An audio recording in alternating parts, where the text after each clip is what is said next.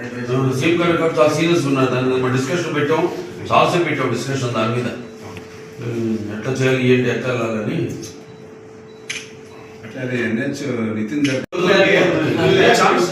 Industries వచ్చేటప్పుడు మనం చేయవాలి.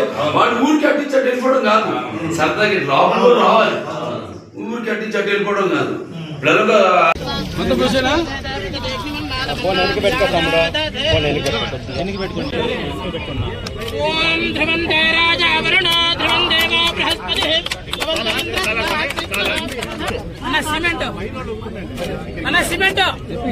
రాళ్ళు ఎట్లా పెట్టారు చెప్పండి, ఒకదాని మీద కాదు.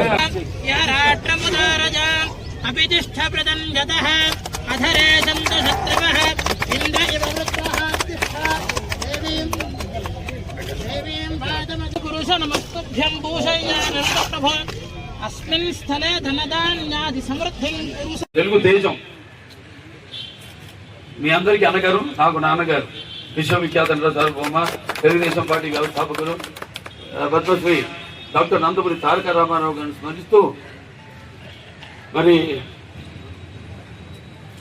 నాన్నగారి ఇక్కడ 3 సార్లు ఆయన్ని శాసనసభ్యుడిగా గెలిపించి ముఖ్యమంత్రిని చేసినటువంటి ఘనత కలిగిన మీరందరూ కూడా ఆయన వారసుడిగా మీ యొక్క కుటుంబంలో ఏదైతే నాన్నగారు ఆనాడు ఈ యొక్క కపూర్ మార్కెట్ ని స్థాపించి రైతులను దళారుల కబ్జాంచి ఎలాగైనా అయితే కాపాడారు, దీన్ని ముందు తీసుకెళ్లాల్సిన అవసరం ఎంతో ఉంది.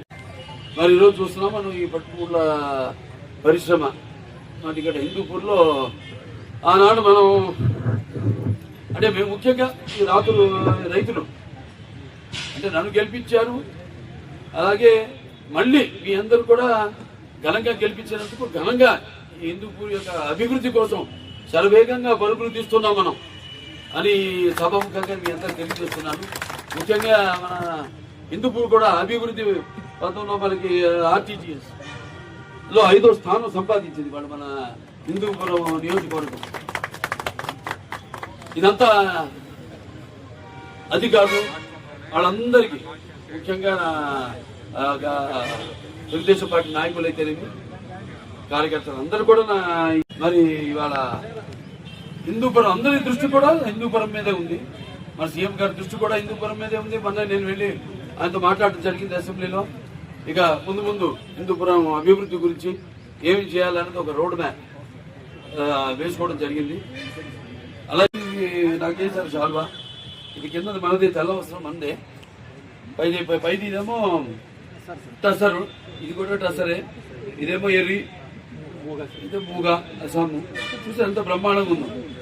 సో ఇట్లాంటి వస్త్రాలను మనం తప్పకుండా దీన్ని బ్రాండ్ చేసి మన దేశంలోనే కాదు అంతర్జాతీయ స్థాయిలో కూడా నేను ముందుకు తీసుకెళ్తానని ఈ సభాముఖంగా తెలియజేసుకుంటూ మరి రెడీ